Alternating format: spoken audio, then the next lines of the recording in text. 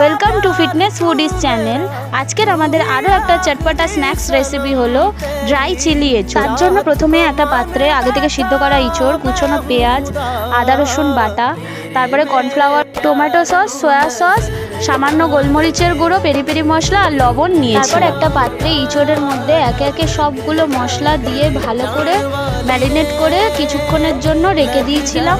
তারপর কড়াইতে তেল গরম করে ম্যারিনেট করা এঁচোড় থেকে একে একে পকোড়ার আকারে ওই তেলের মধ্যে ছেড়ে ভালো করে লালচে করে ভেজে একটা পাত্রে তুলে রাখতে হবে আলাদা করে। এবার ওই তেলেই একে একে কুচনো পেঁয়াজ দিয়ে একটু নাড়াচাড়া করে ওর মধ্যে আদা রসুনের পেস্ট দিয়ে খানিকক্ষণ নাড়াচাড়া করে একে একে সসগুলো সব দিয়ে দিতে হবে। এখানে আমি সামান্য পরিমাণ চিলি সস অ্যাড করেছিলাম যেহেতু কাঁচা লঙ্কা আমাদের বাড়িতে ছিল। এঁচোড়ের পকোড়াগুলো ওতে দিয়ে ভালো করে নাড়াচাড়া করে গরম গরম সার্ভ করা হলো। যারা এই সন্ধ্যেবেলা নোনতা খাবার, চিপস এইসব তার পরিবর্তে এটি একবার বাড়িতে ট্রাই করবে। কমেন্ট করে জানাবেন কেমন লাগবে।